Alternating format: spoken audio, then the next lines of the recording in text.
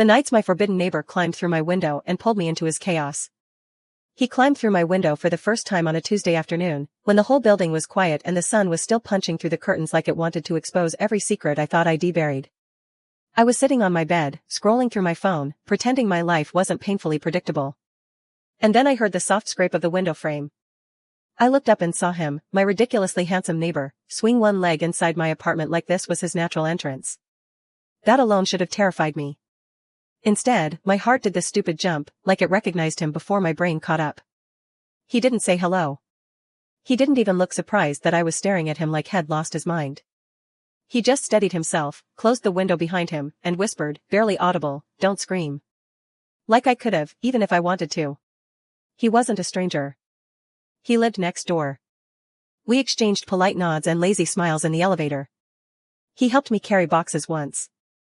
That was it. But the tension between us had been simmering for months, living its own secret life in the corners of our shared hallway. I asked him what he was doing, but my voice was small, confused, too aware of how close he suddenly was.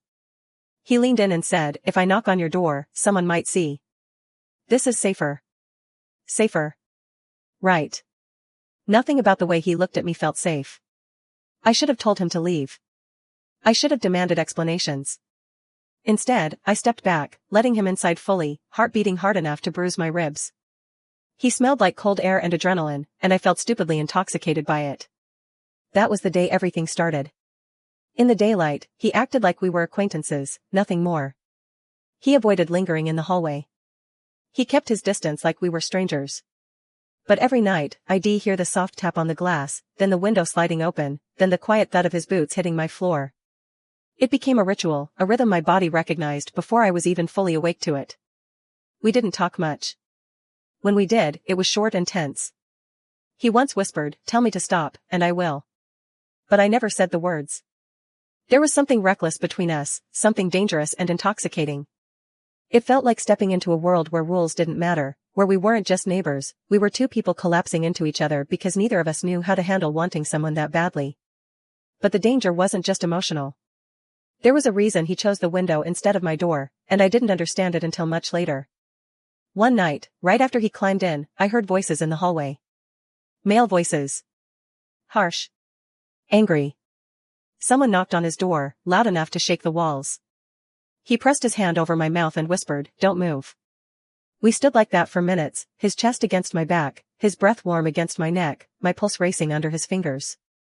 When the voices faded, he finally let go, but everything inside me had changed. I realized then that whatever he was running from, or whoever he was hiding from, was real. After that night, he started coming even faster, even more desperate, like the world outside was closing in on him and I was the only place he could exhale. I didn't ask questions, I should have, but I didn't. I liked the mystery. I liked the danger. I liked him. And I liked who I was when he looked at me. During the day, we acted like strangers. Two people passing each other in the stairwell, pretending the nights didn't exist. Sometimes he wouldn't even glance at me.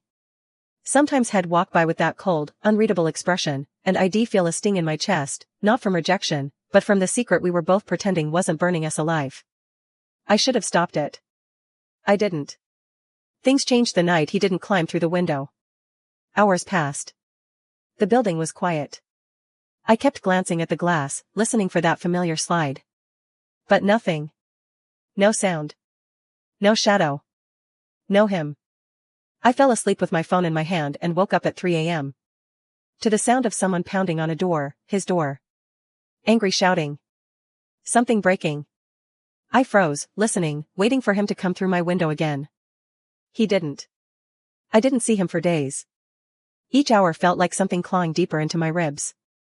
I didn't know if he was avoiding me, if had been hurt, if had left, if had been taken. And the worst part? I had no right to ask. We weren't anything in the real world.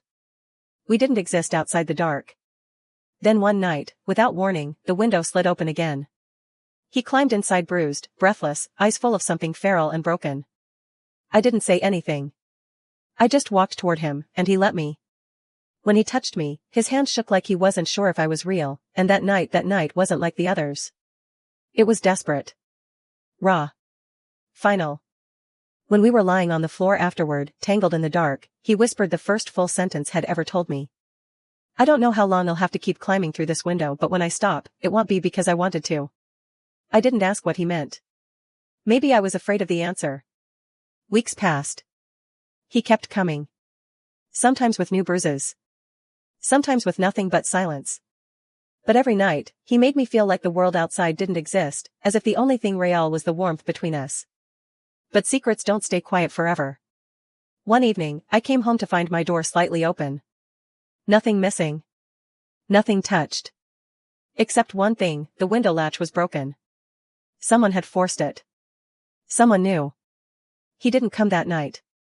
Or the next. Or the next. The last time I saw him, he didn't climb through my window.